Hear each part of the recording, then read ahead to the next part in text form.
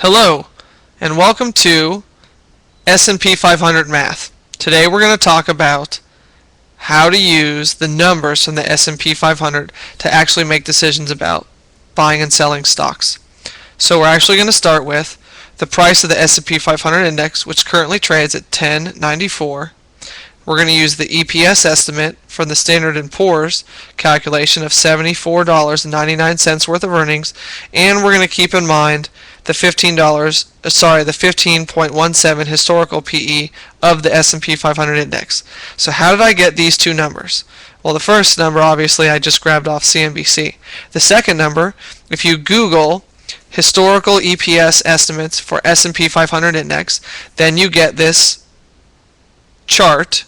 It's on an Excel spreadsheet from Standard & Poor's that goes through and it does the math, does the calculations. They calculate the EPS, what they think full year EPS for all 500 S&P 500 companies will be.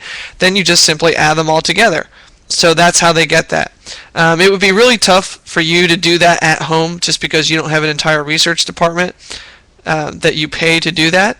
So you'll kind of have to take it with a grain of salt. But search around. You'll probably find somewhere right around that $74.99 number. Like I said, it's the first link on Google when you type in S&P 500 EPS estimate for 2010. So how did I get the historical PE?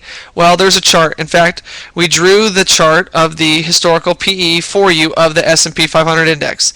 Now I know that we could have just made this up. So again, you want to Google historical PE for S&P 500 index, and you'll actually get several websites that will point out this chart to you. Okay? So what's important to know is here, here, here, here, here, and here, we actually traded with an average PE of the S&P 500 above 20. Okay? So there's 5, 10, 15, 20, 25, 30, 35. 35 is basically where the S&P peaks out. And you'll see those in the raging bull markets in the late 90s, and then again in 2002 to 2007, you'll see the PE approach 35. What's interesting to note is that even when the tech bubble burst, the average PE never broke below 20, which it currently has done in this current recession. Okay? So I would say, if you take a look across the board, that a pretty realistic PE when we're in a boom time is 20. Okay, so we're not there yet. We're not in a boom, but I also don't know that this 15.17 is also a realistic number. Well, what does the S&P currently trade at right now? Take 1094, divide that by the $74.99 EPS estimate from Standard & Poor's website, and you get a PE, a current PE of the stock market right now, this second, of 14.58. Okay? If all we did was get to the historical average of 15.17, what would the stock market look like? So we take $74.99, multiply it by the historical PE of 15.17, right? Remember, the multiple, right, is what you apply to the EPS, the E, in order to get P, which is price. That gets us to 1,137 on the S&P 500 index. 1,137. So we know that if we're trading at 1094 right now currently on the S&P 500, that getting to 1,137 is actually about 40 points higher than it is. It's about 43 points higher than we are right now. So there's actually quite a bit of upside just to get back to the historical PE average. Okay? So when you hear somebody say a stock is cheap, they're not talking about the price per share. You could have a $6.90 stock that trades with a PE of 70. That would mean that it's trading at 70 times forward earnings.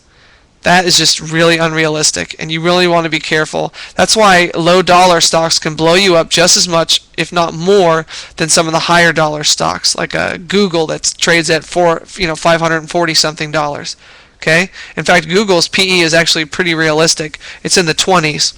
And we'll take a look at why a PE of something like 22 is still an okay PE. But just for giggles, let's find out what we think the top of the market could be this year. What if we went from 15.17 to 16? It's not a huge jump. We're just talking about 0.83 difference between the historical average PE and a slightly above average PE of 16. So $74.99 times a 16 PE gets us to $1,199.84. That is what you call a price target for the S&P 500 index for this year based on a 16 multiple. Okay, so it's really not terribly complicated math. You just have to have some kind of framework. You have to know the historical PE of the market. You have to know what the market currently trades at, and then you need to know this EPS number. This EPS number is the most important number, because if this number is not realistic, then this number is not realistic. Okay, because this number is just a function of history. It's really irrelevant in terms of, this number is not capricious. This is the literal historical PE that the stock market has traded at over a 100-year period. Okay, so to find out if you're paying too much for a company, if you have a PE that's higher than, if you have a company that's higher than 16, what you want to do is apply the PEG ratio. PEG, PEG, equals the PE divided by the 5-year growth number. Okay, so PEG equals PE divided by growth. So let's take a 22, which I think is what Google trades around. Their forward PE is right around 22, 23, which is kind of silly considering the kind of growth that you see out of Google. Let's say you apply a number like 27% EPS growth. Okay, so that's their 5-year growth rate, is to grow EPS at 27% on an annual basis. Divide that number into 22, and you get a PEG of 0.81. That is an extremely aggressive number, 0.81. Jim Cramer is famous for saying never pay more than 2 times growth.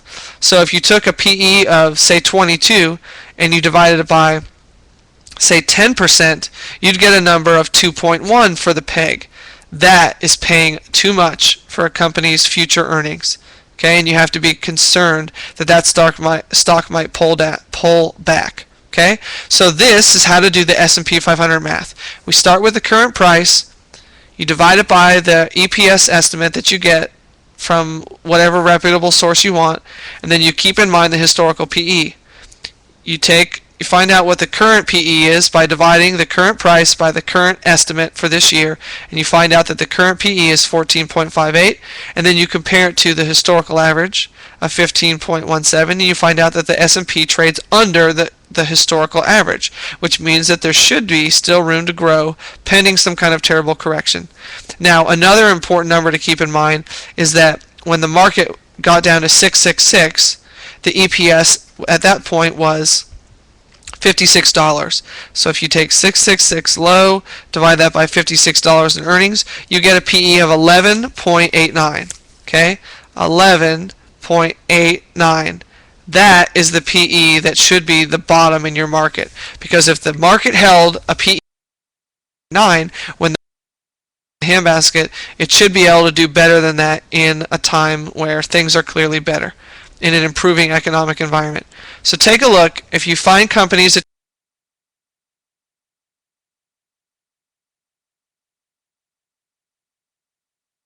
have just over